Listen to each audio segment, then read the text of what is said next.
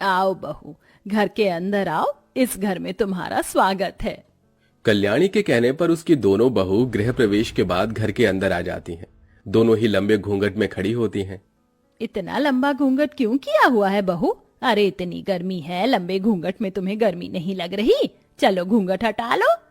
कल्याणी के ऐसा कहने पर उसकी दोनों बहू घूंघट हटा देती हैं। अरे बाप रे बाप, ये क्या, एक बहू इतनी काली है? कल्याणी की छोटी बहू बहुत ज्यादा काली थी, तो वहीं उसकी बड़ी बहू बहुत ज्यादा सुंदर और गोरी थी। साथ ही वो दहेज का बहुत सारा सामान भी लेकर आई थी। ओह माय गॉड, मुझे तो बहुत ज्यादा गर्मी लग रही है। माँ जी, मेरे कमरे में मेरा एसी लगवा दीजिए। मैं अपने मायके से दहेज में एसी लेकर आई हूँ। हाँ हाँ बहू, अभी लगवा देती हूँ। और ये जितना भी मेरे दहेज में सामान आया, ये सारा सामान मेरे ही कमरे में होना चाहिए, ठीक है माँ जी? अरे बहू, ये तेरे दहेज का सामान है तो तेरे कमरे में ही जाएगा, तू चिंता क्यों करती है? मैं अभी ही सब कुछ सेट करवा देती हूँ। हरिया गगन, कहाँ हो तुम दोनों? जी मालकिन। जाओ मैडम का सामान उनके कमरे में रखवाओ और एसी वाले से एसी भी लगवा दो। कल्याणी की गोरी और काली बहू को देखने के बाद वहां खड़ी औरतें भी हैरान रह जाती हैं।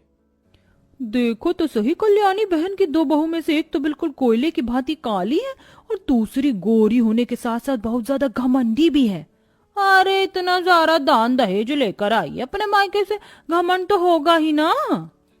ये सारी बातें सुनने के बाद कल्याणी मेहमानों से कहती है, आप सभी प्रिय मेहमानों ने अगर खाना खा लिया है तो आप अपने घर जा सकते हैं, क्योंकि आज का फंक्शन यहीं समाप्त होता है। कल्याणी के कहने पर सभी मेहमान उसके घर से वापस अपने घर चले जाते हैं। जिसके बाद कल्याणी अपनी अमीर बहू के कमरे में उसके एसी के साथ उसका दहेज का सामान सेट करवा देती है। बहू, अब तुम यहाँ पर आराम से सो जाओ, तुम्हें कोई परेशानी नहीं होगी। माँ जी, आराम से तो तब सोऊंगी जब आप यहाँ से चली जाओगी। शिल्पा के ये कहने के बाद कल्याणी वहां से चली जाती है। जिसके बाद कल्याणी की छोटी बहू उसके पास आती है। माँ जी, मेरे कमरे में तो बहुत गर्मी लग रही है, सिर्फ एक पंखा ही चल रहा है। क्या मेरे कमरे में कूलर या एसी का इंतजाम नहीं हो सकता? अरे देखो तो सही, कितने रौब से बोल रही हैं। अरे पंखा कूलर क्या तू अपने दहेज में लेकर आई थी, जो लाडो रानी इतने प्यार से मांग रही हैं? लेकिन जेठानी जी के कमरे में तो लगा है एसी। अरे उसके कमरे में तो लगेगा ही, क्योंकि वो दहेज में AC, fridge, cooler, sofa set सब कुछ लेकर आई है। लेकिन तू क्या लेकर आई है? अगर तुझे इतना ही शौक था तो अपने मायके से दहेज क्यों नहीं लेकर आई? माँ जी, आप ऐसी बातें क्यों कर रही हो? आप तो सब जानती हो कि मेरे माता पिता कितने गरीब हैं, कितनी मुश्किलों से उन्होंने मेरी शादी की थी। अरे हाँ, पता था कि तेरे माता पिता गरीब हैं, लेकिन इतने फकीर हैं यह नहीं पता था कि अपनी बेटी को एक जोड़े में ही भेज देंगे। कल्याणी इस तरह ताने सुनाकर वहां से चली जाती है। जिसके बाद बेचारी सलोनी को अपनी सास की बातों का बहुत बुरा लगता है। हे भगवान, तूने मुझे ऐसा क्यों बनाया? काश कि तू मुझे थोड़ा सा अमीर ही बना देता, नहीं तो मेरे इस काले रंग को दूर करके मुझे गोरा ही बना देता। कम से कम मुझे अपने ससुराल में ये जिल्लत भरी जिंदगी तो सहन नहीं करनी पड़ती। सलोनी रोते हुए अपने कमरे में चली जाती है, जहां उसे एक पंखे के नीचे ही गुजारा करना पड़ता है। ऐसे ही वो दिन बीत जाता है। रात को जैसे तैसे सलोनी गर्मी में सो जाती है, तो वहीं घर की बड़ी बहू अपने एसी वाले कमरे में चैन की नींद सोती है। अरे सलोनी, तुम आ गई, लेकिन तुम्हारी जेठानी कहाँ है? माँ जी, जेठानी जी तो अभी सो रही हैं। अच्छा, अभी तक उठी नहीं? रुको, मैं उठा कर लाती हूँ। कल्याणी अपनी गोरी बहू के कमरे के बाहर दरवाजा खटखटाती है। अरे शिल्पा बहू, अभी तक उठी नहीं हो? चलो जल्दी से उठ जाओ। शिल्पा अपनी सास की आवाज सुनने के बाद नींद में उठकर दरवाजा खोलती है।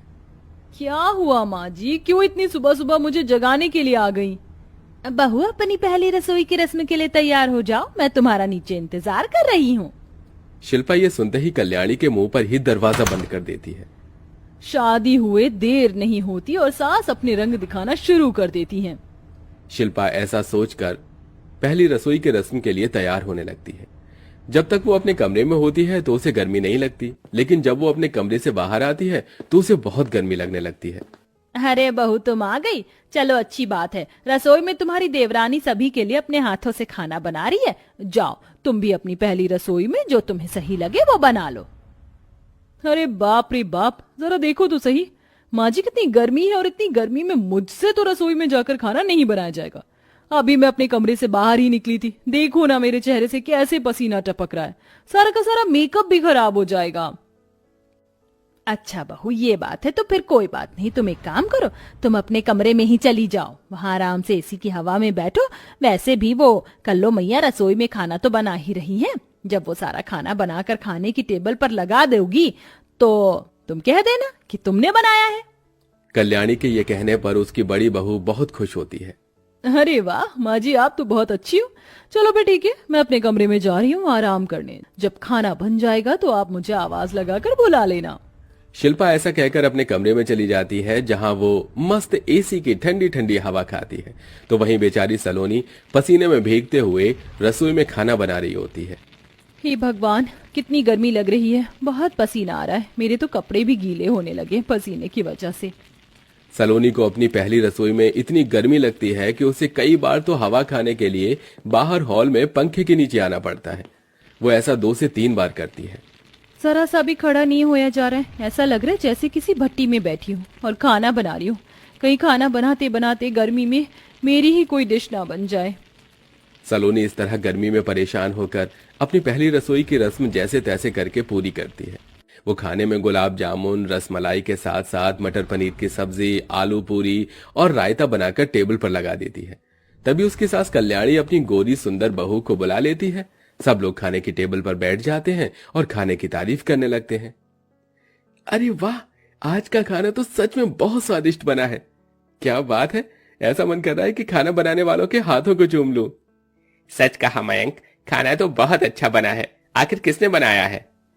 ऐसा खाना सुंदर सुंदर हाथ वाली बहू ही बना सकती है, यानी कि मेरी प्यारी बहू शिल्पा, इसी ने सारा खाना बनाया है। ये सुनते ही सलोनी के तो पैरों तले जमीन खिसक जाती है। वो हैरान होकर अपनी सास को देखने लगती है। अरे ये क्या, माँ जी को सब पता है कि सारा खाना मैंने बनाया, उसके बाद भी इन्होंने सारे खाने पर मेरी जेठानी का नाम रख दिया। माँ जी ऐसा क्यों कर रही हैं? सलोनी हैरान हो चुकी थी, उसे तो कुछ समझ ही नहीं आ रहा था। इतने में कल्याणी उसे डांटते हुए कहती है, अरे तुम क्या खड़ी हो, एक काम ठीक से नहीं करती हो, देखो रसोई में अभी गंदगी हो गई है, उसे साफ करो। कल्याणी के ऐसा कहने पर सलोनी की आंखों में आंसू आ जाते हैं और वो रसोई में जाकर रसोई साफ करने लगती है, जिसके बाद वो अपनी किस्मत पर रोने लगती है। मुझे नहीं पता था कि गर्मी में इतनी मेहनत से खाना बनाने के बाद भी सारा क्रेडिट मेरी गोरी जेठानी ले जाएगी। ये तो सरासर नाइंसाफी है मेरे साथ। सलोनी को ही गर्मी में सारे काम अकेले करने पड़ते हैं, जिसके चलते सलोनी बहुत ज्यादा थक जाती है और वो कुछ दिनों के लिए अपने मायके चली जाती है। उसके मायके जाने के बाद शिल्पा किसी काम को हाथ नहीं लगाती, जिसके चलते घर के सारे काम गर्मी में कल्याणी को ही करने पड़ते हैं। शिल्पा बहू, मैं कपड़े धोने जा रही हूँ, तुम रसोई में जाकर सभी के लिए खाना बना लो। आप क्या पागल हो गई हो? इतनी गर्मी में मुझसे खाना नहीं बनेगा, अपने आप बना लो। और हाँ, एक बात और सुनो, मैं कोई इस घर की नौकरानी नहीं हूँ कि कोई भी काम आप आकर बता दोगी मुझे। आइंदा मुझे कोई काम बताने की जरूरत नहीं है। यह सुनते ही कल्याणी को बहुत बुरा लगता है। उसे पहली बार अपनी गलती का एहसास होता है। ये क्या, जिस बहू को मैंने पलकों पर बिठाकर रखा, आज उसने मेरे साथ ऐसा किया। और जिसे मैंने कुछ नहीं समझा, वो मुझे घर में एक काम को हाथ तक नहीं लगाने देती है। दोनों में कितना फर्क है। इस तरह कल्याणी को अपनी बहू में फर्क नजर आता है, जिसके बाद वो अपनी छोटी काली बहू को उसके मायके से वापस घर ले आती है। वो उसके कमरे में एसी भी लगवाती है और साथ में वो अपनी दोनों बहू के काम भी बांट देती है, जिसके चलते सलोनी के साथ साथ शिल्पा को भी घर के काम करने पड़ते हैं। अब दोनों बहू एक समान घर में खुशी खुशी रहने लगती हैं।